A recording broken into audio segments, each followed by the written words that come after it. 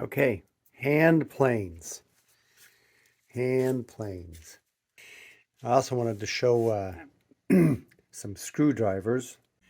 So I got a message or a comment from somebody when I did the Tool Tuesday on hand planes, and it was about adjusting the ECE or the EC Emmerich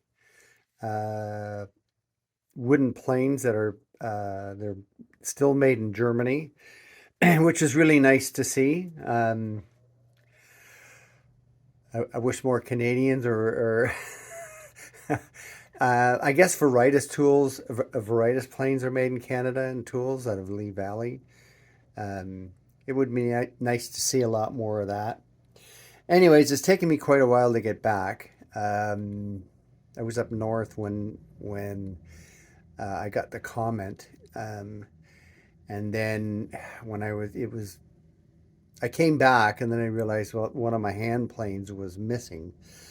So I came back just before Christmas, and then and now it's the first Tuesday of 2024.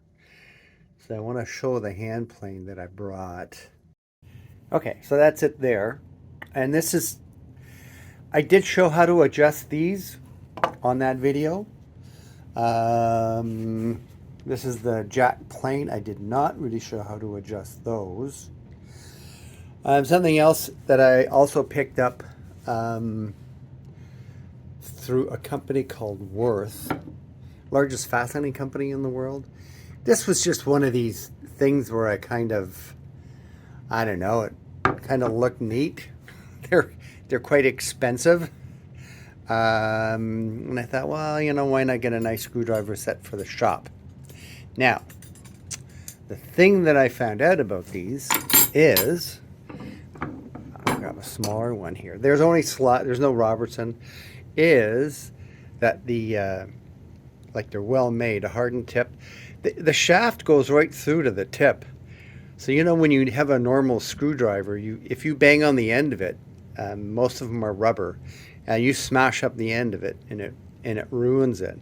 And the other thing I tend to find with screwdrivers is it has a good grip, but I tend to find, especially with my arthritis and that it sometimes gets really hard. And then I realized on these there is no, that's not the right size. Yeah, you can see that there. So what you can do is you can hold on to the screwdriver and take an open end. Does that fit? Yeah. Take an open end wrench. Show that a little bit closer there. Take an open end wrench and push down on the screw, and then use the open end wrench to twist it. And you could use a ratcheting one too, I guess.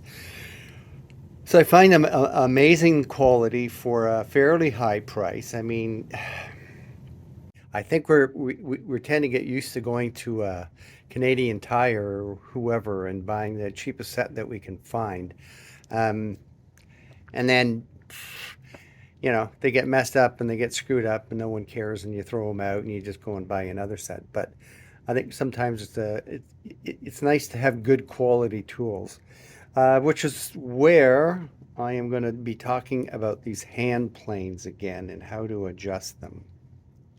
So this is a small wooden hand plane, and it's set up like most planes are. I'm going to show you what happens. Okay, there's tension on there right now, right?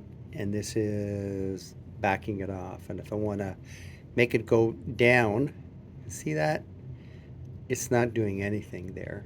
And yeah, right there's nothing.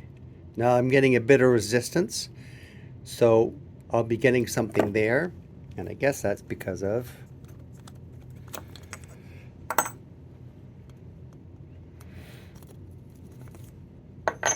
as you can see where this goes through here, right? There's that little round piece, and there's always a bit of slack in there. I don't know if the really expensive hand planes, like, you know, the $1,000 ones that you get, or the Veritas ones are like that. But I'm going to show you why um, the bigger EC Emmerich ones are they're a really good design. Okay, so yeah, start out this way. Okay, so that's where the plane sits on there. Has that side thing there for adjusting it sideways. And if you can see right in here, there is a spot for this thing here. Now, on this hand plane, they mark the top as red because you have to have the top be even. Now, I don't usually like to take these things apart, but it's hard to it's hard to see. But if you look inside there, you see there's a lump on there, right? And then this screw here has a little threaded part that goes down and contacts that once it's connected. Okay, I'm gonna try and do this. So, also has these two little buttons here that help so that the back of the iron sits on there. So when you put these together, you'll see I've got about a millimeter, no, that's about 2 millimeters, a millimeter showing. That helps stop blade chatter. And then you can see where I could probably touch that up a little bit. So drop that in there. You feed this through. Come on.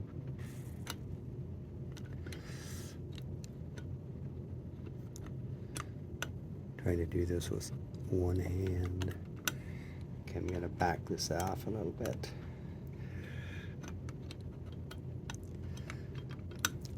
Yeah, it is hard to do with one hand. And now the screw came off. You're not supposed to let the screw come off, but wish I had a flashlight in here right now because I have to make sure on this one, nope, that's upside down. I can see it's. So I'm going to pull that in here. Now it's got the blade. Put the washer in here. Come on. And start to thread this on. Again, my problem here is I am using one hand to hold the camera and then the other one. Okay, hang on. And a job. So now what I have is I put tension on the blade. Okay? This hasn't hit that part yet. Am I upside down? Yeah, I believe so.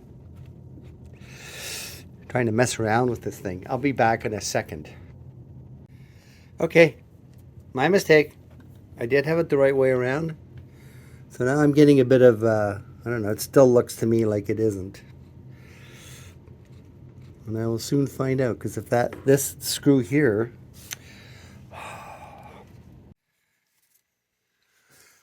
okay, so this time I decided to take it apart completely because I keep messing up here. You can see on the back there, if that's focusing, there's a little flat spot for that screw. And so what happens when this is in there is it's the spring, which is this part here, right? The spring. See if I can set this up. Dirt out of there. Spring, I don't know if you can see that there's two little metal pieces that go in there. So the spring just goes in here. I have to put this in first. I have to feed this in. Now, okay.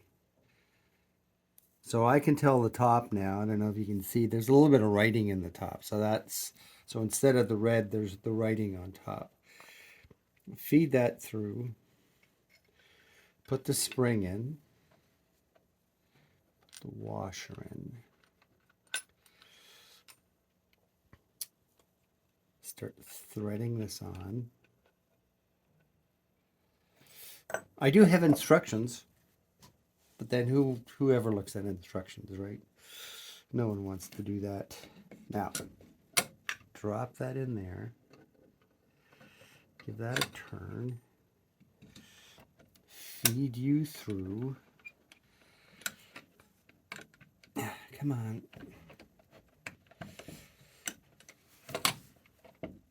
Boy, this looks a lot harder than, or seems to be a lot harder than, I'm going to make sure that's backed off. You can see that. Maybe that's, there's the writing on top. Now I can tighten this up. All right, now I'm getting somewhere. Okay, so as you tighten it, see if I can show this here. So as I tighten this, you'll see that it starts to push the blade up, okay? You can see the blade coming up there. I'll keep doing it. Oh, it won't go up any higher.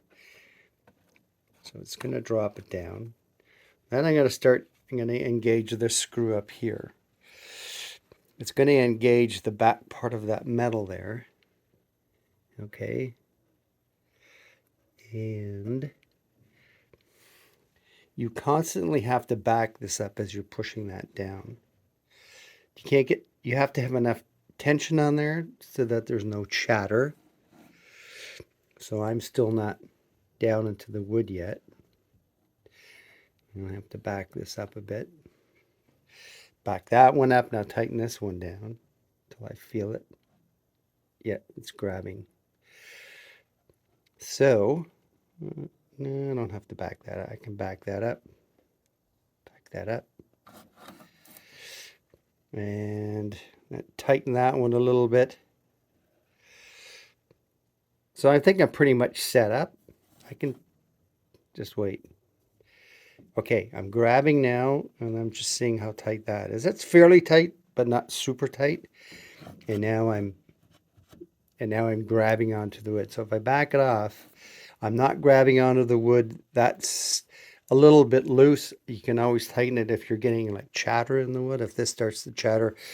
And of course, this piece here, moving this back and forth, moves the blade so that when you sight down the plane like this, you can adjust it to make sure it's flat. Okay. So I'm going to show this on this one. That one is set up and ready to go. Yeah, that's not grabbing anything. How tight is that?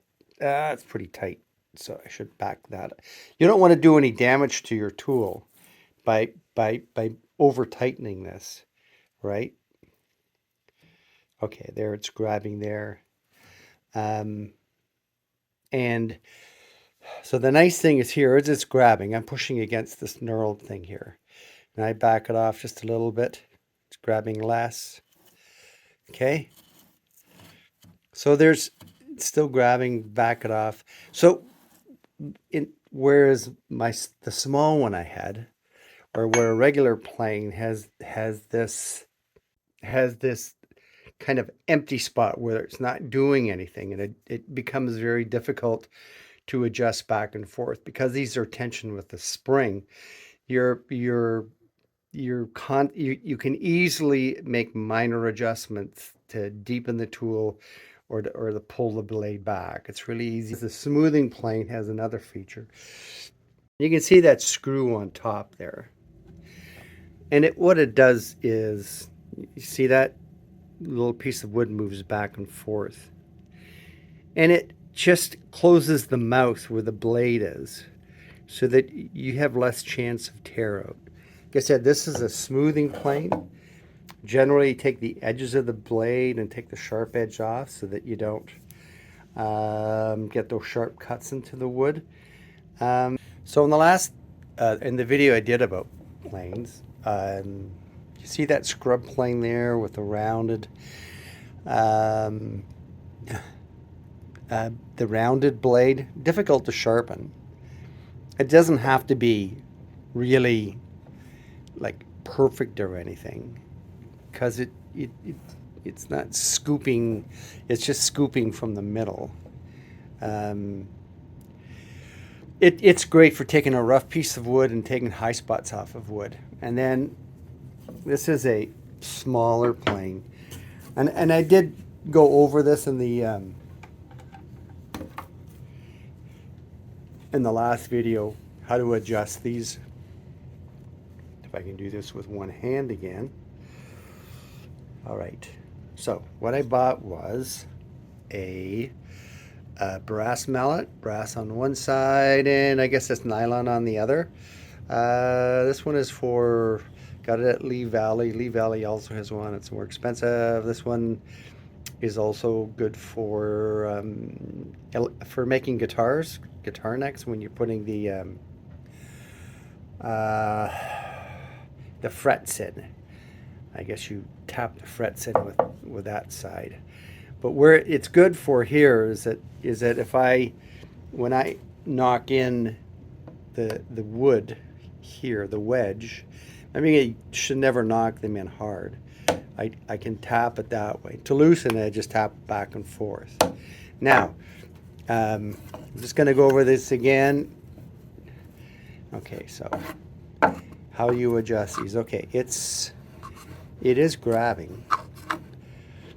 So if you want the blade to go in further, you would take the brass end and you would give it a little strike. You have to make sure the wedges in there are good. Did nothing there. Okay, another little strike. And yeah, now it's grabbing a lot. Now, I don't know how I'm going to do this, but if you to loosen the blade, you see that little button in the back, you kind of push the blade into the wood and then you strike it, and then I'm not pushing the blade into the wood right now. Give it a little strike.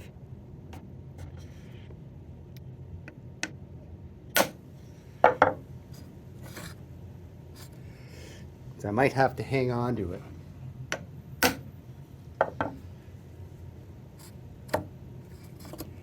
Yeah, it's backed it off a little bit.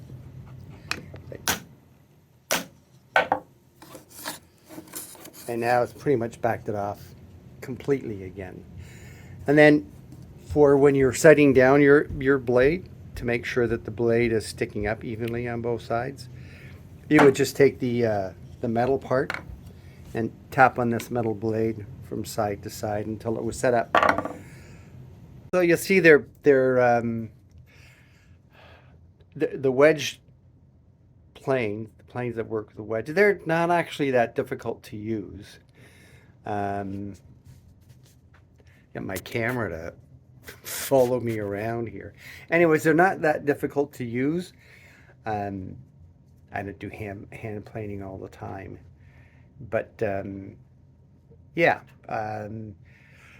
that's the thing about wooden planes. Hopefully, like I said, the jack plane I got had the instructions in it. I think they were in German though only, but it's mostly is just getting tension on that spring, not too much tension to damage, so you don't damage anything, but just enough. And then it's really easy to adjust the blade backwards and forwards. There's no lag there, so there's no... I've done a lot of hand planing where that becomes a real nuisance, where on some of the planes, maybe they're just because they're cheap planes that I bought, I don't know. Record is one of them.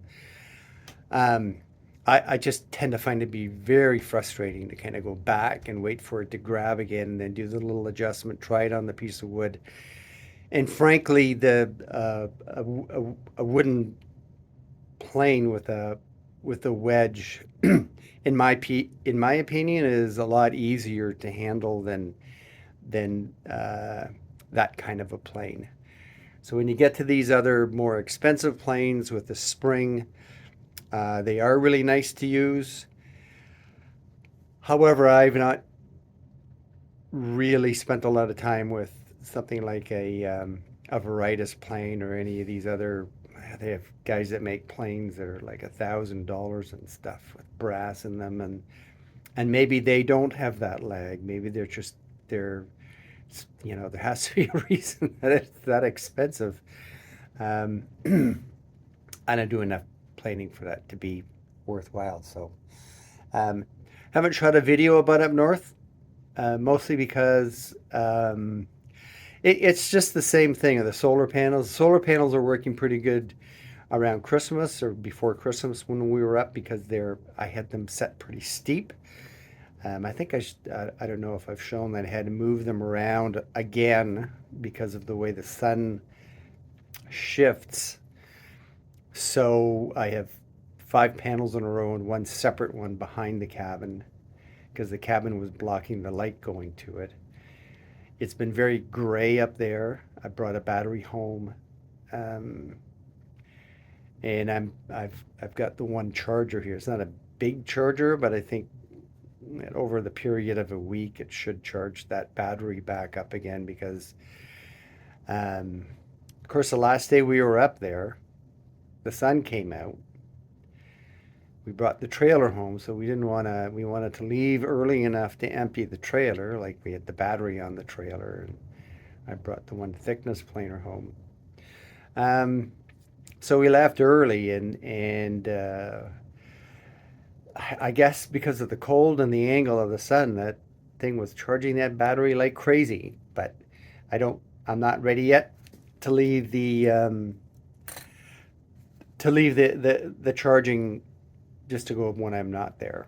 When I'm confident it's not going to start a fire, that everything is okay, that'll just charge the battery up. And the other problem is too, when batteries are in storage, they're better in a low state of charge. So if I start going up there more often, then I can charge the batteries up fully because I know I'll be using them. But just being this time of year, not knowing what the weather's going to be like, if I don't go up there for 2 months, it's better that the battery's at a lower state of charge. Okay, that's it for now. I'll see when I can get another video out about up there, but I kind of have to come up with a video that's, more than just cutting wood and more than just solar panels. So that's it for now.